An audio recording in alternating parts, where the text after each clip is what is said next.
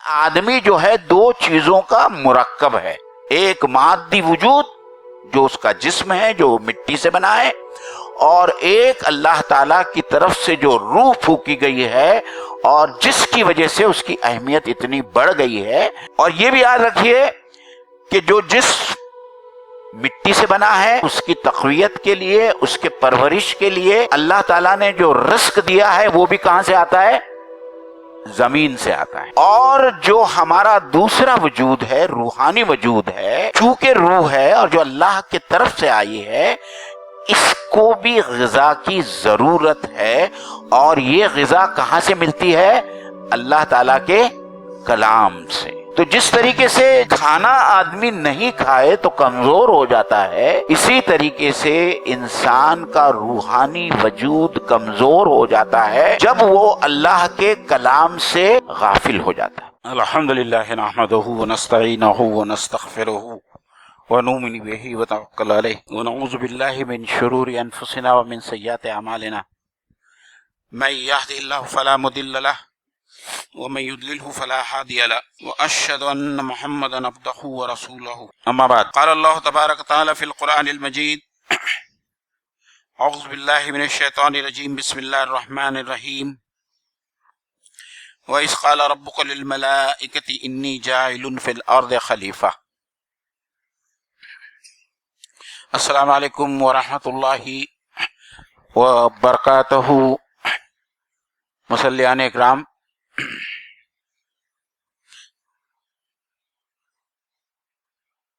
عروج آدم خاکی سے انجم سہ میں جاتے ہیں، کہیں ٹوٹا ہوا تارا میں کامل نہ بن جائے۔ ہم مختلف خطبات میں اور مختلف تقریبات میں بہت سارے اولو العزم پیغمبروں کی سیرتیں سنتے آئے ہیں اور ان کی زندگی کے حالات، لیکن مجھے یہ ایسا لگا کہ اور ایسے بہت سارے پیغمبر حضرات ہیں جن کی زندگی کے اوپر بیان نہیں ہوتا، یا جن کی تاریخ اور ان کی سیرت کے بارے میں ہمیں بہت کم معلومات ہیں۔ بہت سارے ایسے پیغمبر ہیں، حضرت داؤد علیہ السلام ہے، سلیمان ہے، حضرت یوسف ہے، حضرت ادریس ہے، حضرت الیاس ہے، حضرت زکریا ہے۔ تو ذہن میں کل جب مولانا کی طرف سے بات آئی کہ آج کے جمعہ کا خطبہ کیا ہو، تو میرے ذہن میں ایک خاکہ آیا کہ انشاءاللہ تعالی مختلف جمعہ کے موقعوں پر ہم ان پیغمبر حضرات کی زندگیاں، ان کی سیرت ہمارے مصلیان حضرات کے سامنے انشاءاللہ رکھیں گے۔ اور ظاہری بات ہے کہ اس کی شروعات جو ہوگی وہ ابو الانبیاء سے ہوگی، جو ہمارے جد امجد ہے حضرت آدم علیہ السلام۔ اور آج کا عنوان جو ہے وہ ہم نے جو لکھا ہے وہ ہے قصہ آدم علیہ السلام۔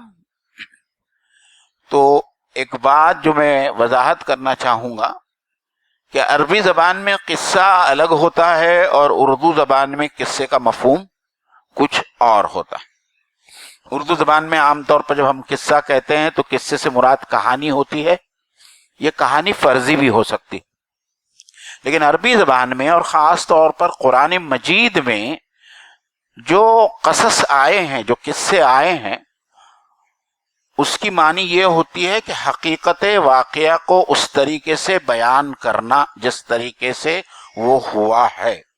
اس میں کوئی فرضی بات نہیں ہوتی، یہ حقیقت واقعہ کا بیانیہ ہوتا ہے، نیریٹو ہوتا ہے جو قرآن مجید نہ اس پڑھنے والوں کے سامنے پیش کرتا ہے۔ اور اسی لیے حضرت یوسف علیہ السلام کا جو پورا قصہ بیان ہے سورہ یوسف میں انشاءاللہ تعالیٰ اس کو ہم دیکھیں گے کسی وقت. اس کو احسن القصص کہا گیا ہے کہ قرآن مجید میں جتنے واقعات بیان ہوئے ہیں اس میں سب سے بہترین واقعہ جو ہے قرآن مجید خود اس کو احسن القصص کہتا ہے. اب حضرت آدم علیہ السلام کا جو واقعہ ہے، ان کی زندگی ہے، اور ان کی زندگی سے متعلق بہت ساری چیزیں ہیں، وہ پورے قرآن میں بکھری پڑی ہیں. سورہ بقرہ میں بھی ہے، سورہ اعراف میں بھی ہے، اور دوسری بہت ساری صورتوں میں ہے. تو میری یہ کوشش ہے کہ میں سب سے پہلے جو ذکر ہوا ہے وہ سورہ بقرہ میں ہوا ہے اور وہیں سے شروع کروں. اور اسی لیے میں نے جو پہلی آیت جس کی تلاوت کی، وَإِذْ قَالَ رَبُّكَ لِلْمَلَائِكَةِ إِنِّي جَاعِلٌ فِي الْأَرْضِ خَلِيفَةً، یہاں سے لے کے تو یہ مضمون جہاں ختم ہوتا ہے، فَإِمَّا يَأْتِيَنَّكُم مِّنِّي هُدًى فَمَن تَبِعَ هُدَايَ فَلَا خَوْفٌ عَلَيْهِمْ وَلَا هُمْ يَحْزَنُونَ پہ یہ مضمون ختم ہوتا ہے. اور حضرت آدم علیہ السلام یا حضرت یوسف علیہ السلام یا دوسرے پیغمبروں کی جو زندگیاں اللہ تعالیٰ نے بیان کی ہے، اس میں بہت ساری حکمتیں موجود ہیں. اور ہماری یہ کوشش ہونی چاہیے کہ ہم ان حکمتوں کو سمجھنے کی کوشش کریں کہ حضرت آدم علیہ السلام کی زندگی جس طریقے سے قرآن مجید پیش کرتا ہے، اس میں ہمارے لیے کیا درس ہے، کیا سبق ہے، کیا سیکھنا ہے ہم کو حضرت آدم علیہ السلام کی زندگی سے. تو ظاہری بات ہے کہ یہ ایک بہت لمبا ٹاپک ہے. اس میں سے جو بہت اہم نکات ہے میں انشاءاللہ تعالیٰ آپ لوگوں کے سامنے پیش کروں گا. سب سے پہلے ہم اسی آیت کو لیتے ہیں، وَإِذْ قَالَ رَبُّكَ لِلْمَلَائِكَةِ إِنِّي جَاعِلٌ فِي الْأَرْضِ خَلِيفَةً. اللہ تعالیٰ نے فرشتوں کے سامنے اعلان کیا کہ میں زمین میں ایک خلیفہ بنانے والا ہوں. یعنی بہت ہی اہتمام کے ساتھ میں اللہ تعالیٰ نے اپنے تمام فرشتوں میں یہ اعلان کیا کہ میں زمین میں اپنا ایک خلیفہ بنانے والا ہوں. اور یہ آدم کی تخلیق کے مرحلے سے پہلے کا واقعہ ہے کہ حضرت آدم علیہ السلام کی تخلیق اللہ تعالیٰ کرنا چاہتا تھا. جو اللہ تعالیٰ کی جو اسکیم آف تھنگ ہے، اللہ تعالیٰ کا جو پورا قیامت اور قیامت کے آگے تک کا جتنا تمام باتیں جو اللہ تعالیٰ کی کتاب میں محفوظ ہے، تو اس میں سے جو ایک اللہ تعالیٰ کا ارادہ تھا، مشیت تھی، وہ اللہ تعالیٰ نے اپنے فرشتوں کے سامنے رکھی. تو سب سے پہلا سوال ہم سب لوگوں کے لیے جو سمجھنے کا ہے وہ یہ ہے کہ اللہ تعالیٰ نے انسانوں کو جو بنایا، مجھے، آپ کو، حضرت آدم علیہ السلام اور حضرت آدم علیہ السلام کی اولاد کو، اللہ نے اس کے بارے میں یہ کہا کہ میں خلیفہ بنا رہا ہوں. یعنی ہم سب اللہ تعالیٰ کے اس زمین میں خلیفہ ہیں. یہ بات ہم سمجھیں. اور خلیفہ کیا ہوتا ہے؟ انگلش میں اس کو وائسجرنٹ کہتے ہیں. بہت سارے مترجمین نے اس کو جانشین بھی کہا ہے. اس کا ایک سیدھا سادہ مطلب یہ ہوتا ہے کہ ایک ایسی ہستی جو اللہ کی طرف سے اللہ کے قوانین اور احکام کو اس زمین میں نافذ کرے، یہ خلیفہ کا کام ہوتا ہے. خلیفہ یعنی میں، آپ، تم، سارے انسان، حضرت آدم علیہ السلام سے لے کے تو قیامت تک جتنے انسان پیدا ہونے والے ہیں، ان کا مقصد تخلیق قرآن مجید کے شروع میں. اس بات کو بھی آپ سمجھیں کہ دنیا میں ایسے بہت سارے انسان ہیں جو مر جاتے ہیں لیکن جن کو اپنے وجود کا مقصد معلوم نہیں ہوتا کہ ہم کیوں پیدا کیے گئے. اور اللہ تعالیٰ نے اسی سوال کو سب سے پہلے ایڈریس کیا سورہ بقرہ میں، اور کہا کہ یہ جو میں آدم کو پیدا کر رہا ہوں، آدم کی تخلیق کر رہا ہوں، یہ میرا خلیفہ ہوگا اس دنیا میں. اور دوسری خاص بات یہ نوٹ کرنے کی ہے، ہم قرآن مجید کی آیات سے بہت سرسری گزر جا رہے ہیں اور اس کی جو گہرائیوں میں ہم نہیں جاتے. بات ہو رہی ہے جنت میں. جنت میں حضرت آدم علیہ السلام کی تخلیق جنت میں ہوئی، اور کیا کہا جا رہا ہے کہ زمین کے لیے میں خلیفہ بنانے والا ہوں.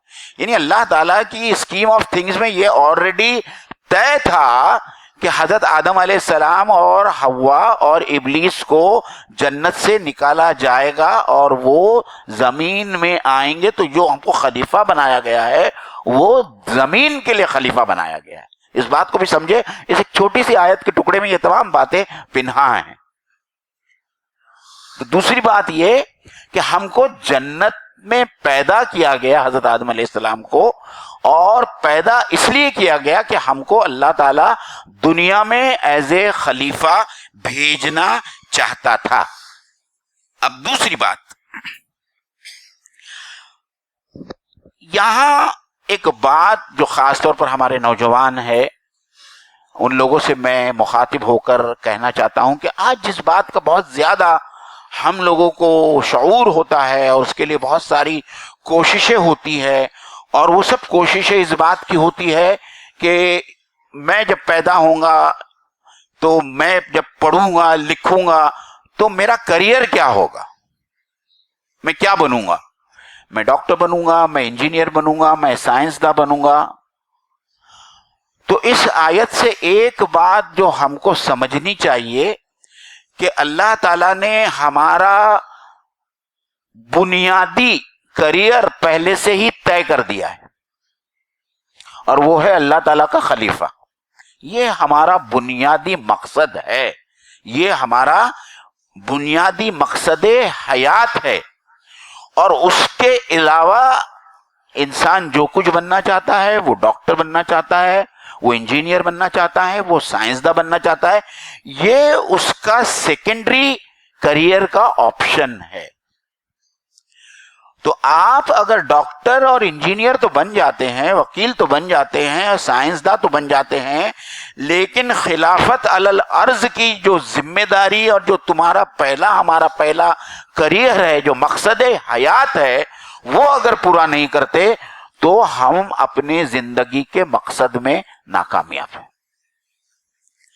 اگر ہم خلافت علی الارض کی ذمہ داریوں کو بھی پورا کرتے ہیں، عہدہ برا ہوتے ہیں، اور اس کے ساتھ میں ہم تعلیم بھی حاصل کرتے ہیں اور انجینئر بھی بنتے ہیں اور ڈاکٹر بھی بنتے ہیں، تو فبہا، سونے پہ سہاگا ہے یہ. لیکن اگر اتنا کرتے ہیں اور جو خاص وجہ جس کی وجہ سے اللہ تعالیٰ نے ہماری تخلیق کی ایز اے خلیفہ، اگر اس کی ذمہ داریاں ہم پوری نہیں کر رہے ہیں تو اللہ تعالیٰ کے نزدیک ہم اس کے لیے جواب دہ ہے اور ہم اپنے تخلیق کے مقصد میں ناکامیاب ہیں. دوسری بات دیکھیے، اللہ تعالیٰ نے جیسا کہ قرآن کا بیان ہے حضرت آدم علیہ السلام کو مٹی سے پیدا کیا، اور اس میں مٹی کی بہت ساری شکلیں قرآن مجید میں بیان ہوئی ہے. کہیں تین کہا گیا ہے، کہیں تین لازب کہا گیا ہے، کہیں کلفخار کہا گیا ہے، کہیں حمائم مسنون کہا گیا ہے. یہ سب علمی باتیں ہیں، اس میں وقت نہیں ہے ہمارے پاس میں.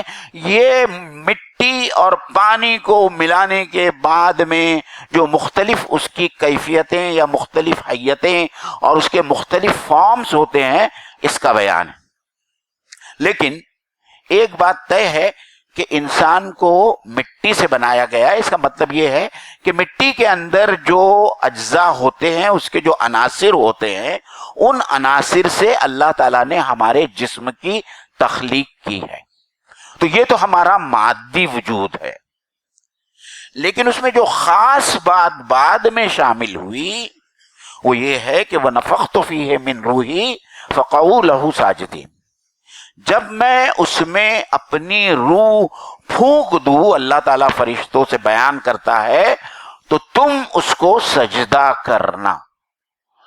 تو یہ جو جسم آپ کو نظر آ رہا ہے اور یا آپ کا جو جسم ہے، یہ صرف ایک مٹی کا مادی وجود نہیں ہے. اس مٹی کے مادی وجود میں سب سے اہم ترین عنصر ہے وہ روح ہے، جو قدسی الاصل ہے، جو اللہ تعالی کی طرف سے پھونکی گئی ہے. تو یہ آدمی جو ہے دو چیزوں کا مرکب ہے. ایک مادی وجود جو اس کا جسم ہے، جو مٹی سے بنا ہے، اور ایک اللہ تعالیٰ کی طرف سے جو روح پھونکی گئی ہے اور جس کی وجہ سے اس کی اہمیت اتنی بڑھ گئی ہے. جیسا کہ ہم جانتے ہیں کہ جب آدمی مر جاتا ہے اور اس کی روح جو ہے اس کے جسم سے نکل جاتی ہے تو اس کے اپنے قریبی رشتہ داروں کو سب سے زیادہ جلدی ہوتی ہے کہ کس طریقے سے اس جسم کو جلد از جلد جو ہے قبرستان میں جا کر دفن کر دیا جائے. تو یہ ہماری جو یہ میری زندگی ہے، یہ میری لائف ہے، میرا جسم ہے، میرا وجود ہے، آپ کا وجود ہے، اس کا معنی خیز ہونا صرف اس عنصر کے اوپر ہے جس کو ہم کیا کہتے ہیں؟ روح کہتے ہیں. اور یہ بھی یاد رکھیے کہ جو جسم مٹی سے بنا ہے اس کی تغذیے کے لیے، اس کی تقویت کے لیے، اس کے پرورش کے لیے اللہ تعالیٰ نے جو رزق دیا ہے وہ بھی کہاں سے آتا ہے؟ زمین سے آتا ہے. کھانا پانی سب زمین سے آتا ہے. اور جو ہمارا دوسرا وجود ہے، روحانی وجود ہے، اس کا بھی تغذیہ، اس کی غذا چونکہ روح ہے اور جو اللہ کی طرف سے آئی ہے، اس کو بھی غذا کی ضرورت ہے. اور یہ غذا کہاں سے ملتی ہے؟ اللہ تعالیٰ کے کلام سے. تو جس طریقے سے کھانا آدمی نہیں کھائے تو کمزور ہو جاتا ہے، اسی طریقے سے انسان کا روحانی وجود کمزور ہو جاتا ہے جب وہ اللہ کے کلام سے کیا ہو جاتا ہے؟ غافل ہو جاتا ہے. جب تک اللہ کا کلام وہ سنتا رہے، سمجھتا رہے، پڑھتا رہے، اس کی روحانیت کا ارتقاء ہوتا رہے گا، وہ روحانی طور پر مضبوط ہوگا. اور جب وہ اللہ کے کلام سے ہٹ گیا، غافل ہو گیا، اللہ کے کلام کو اس نے چھوڑ دیا، تو اس کا روحانی وجود اور زیادہ کمزور، اتنا کمزور ہو جائے گا کہ وہ اسفل السافلین کے درجے میں وہ پہنچ جائے گا.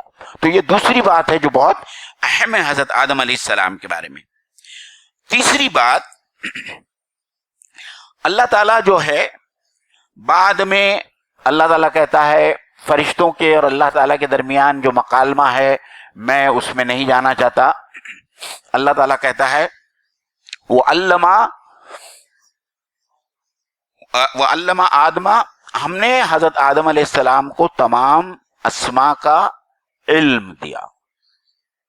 اللہ کہتا ہے کہ ہم نے حضرت آدم علیہ السلام کو تمام علم الاسماء دیا.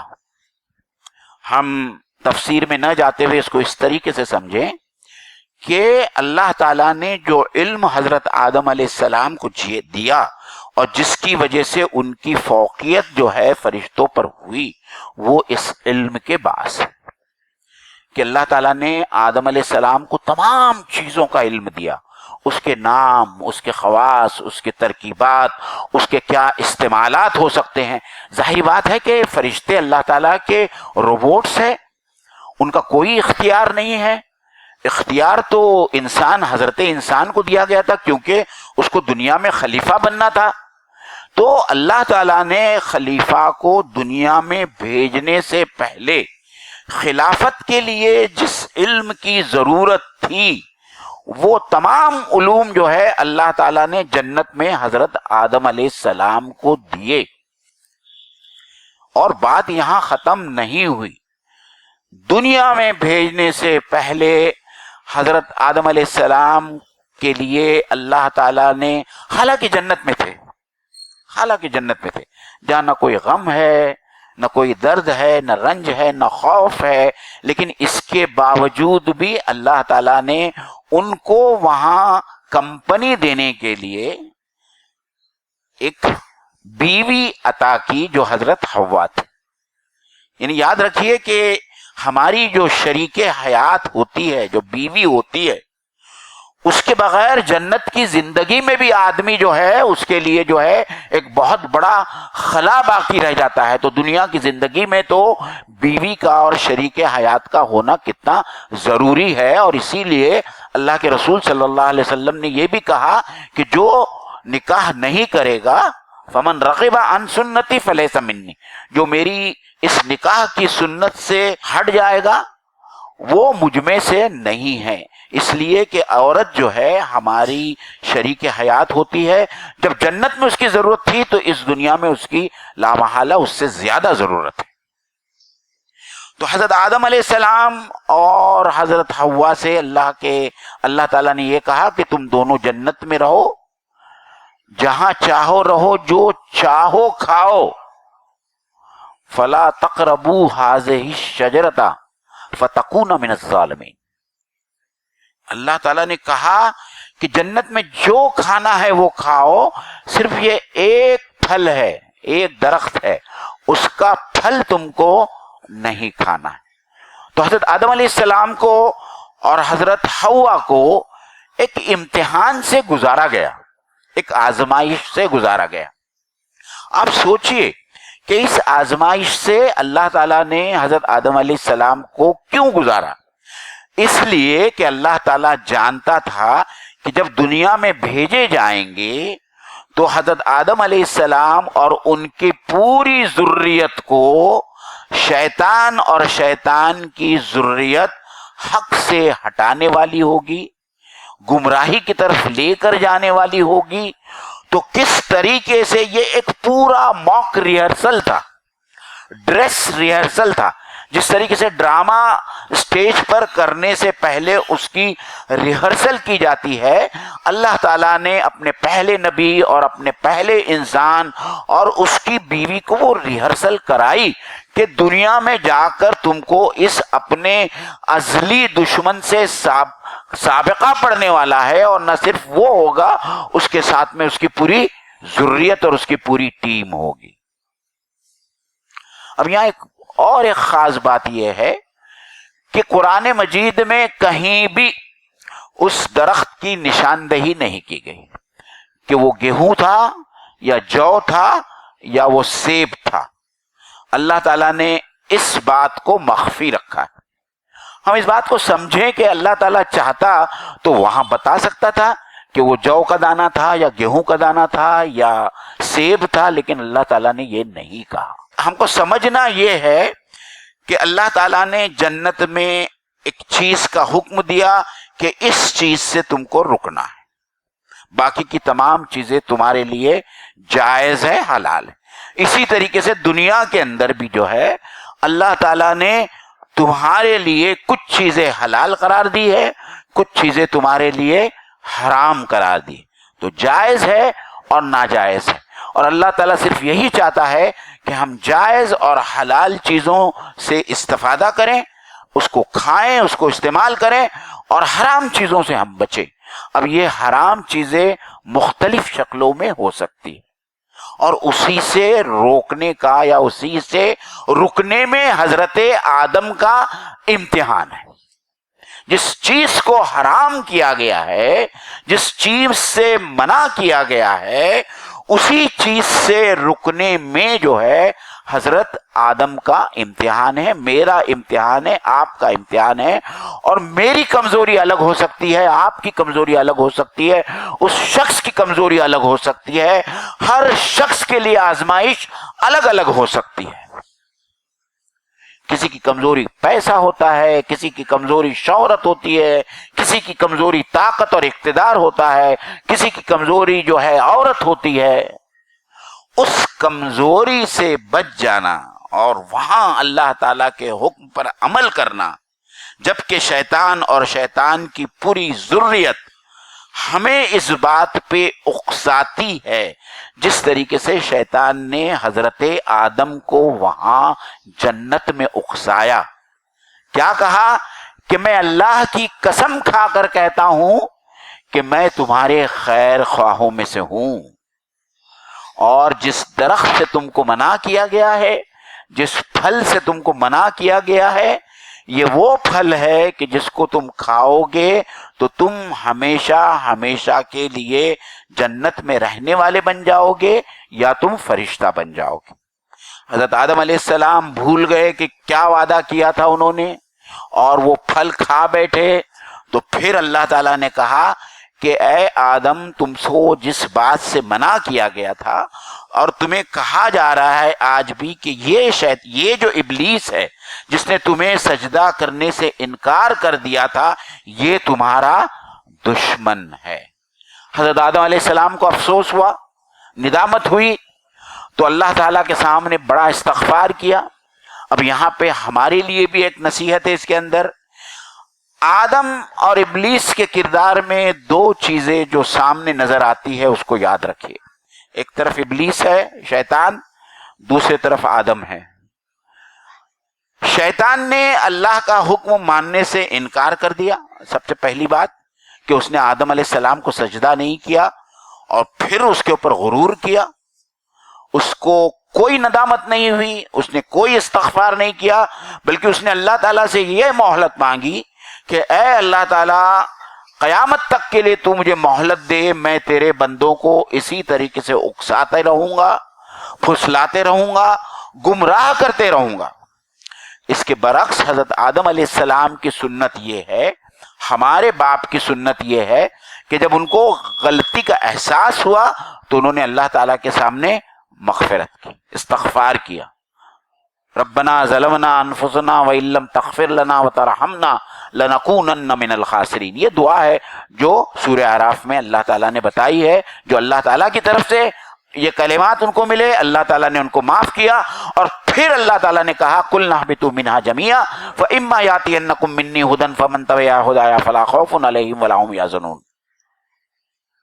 پھر اللہ تعالیٰ نے حضرت آدم علیہ السلام سے کہا کہ تم سب زمین کے اوپر نکل جاؤ، زمین کی طرف نکل جاؤ. اور وہاں سے ہم لوگ جو ہے ہجرت کر کے آسمان سے اللہ تعالیٰ نے کیا کہا؟ کلّہ بتو، سب کے لیے، مطلب آدم، حوا اور شیطان ابلیس، ان کو سب کو نکال کر زمین کے اوپر بھیجا گیا.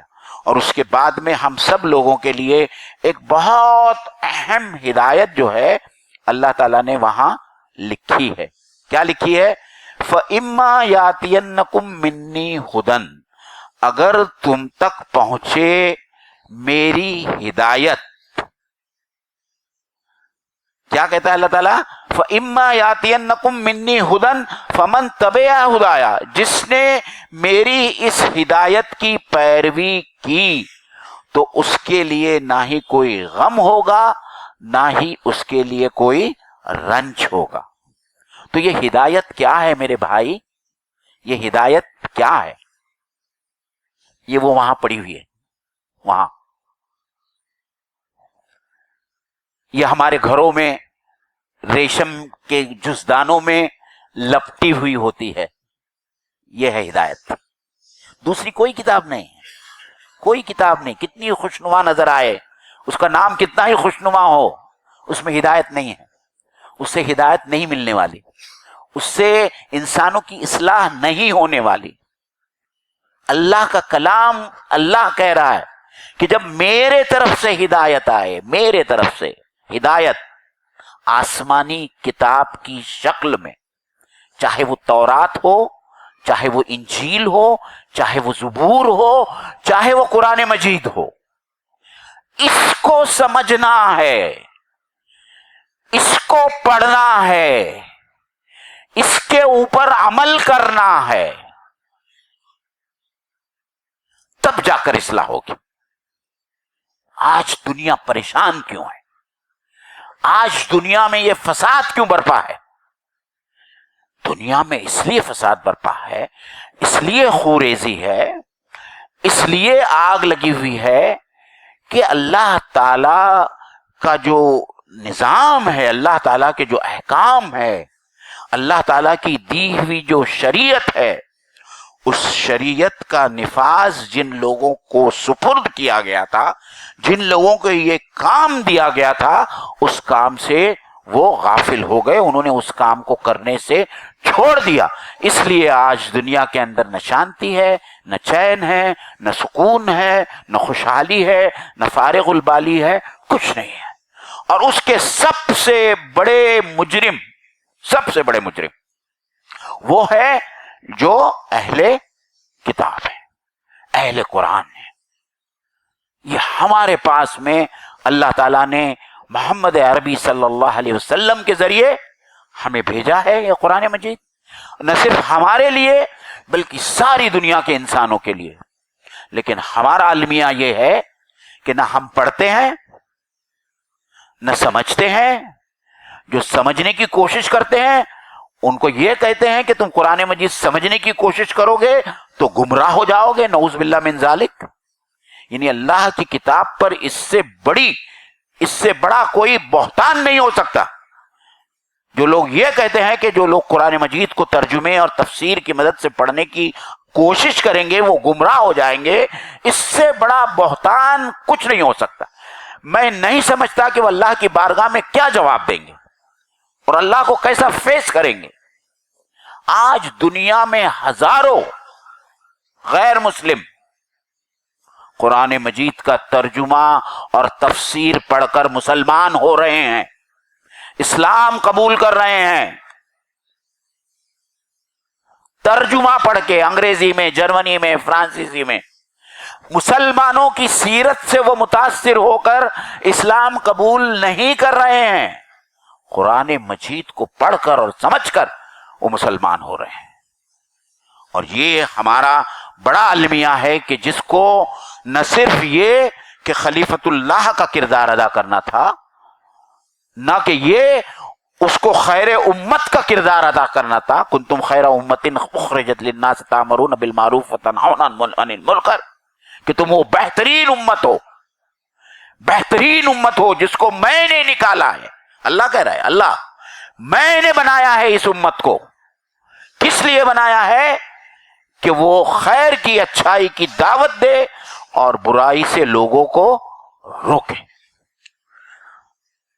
عزیزان گرامی، آج سوچے، ہم میں سے ہر آدمی سوچے کہ اللہ تعالیٰ کی جو توقعات ہے ہم سے، انسانوں سے، اور خاص طور پر اس امت مسلمہ سے، اس توقعات پہ ہم کتنا پورا اتر رہے ہیں.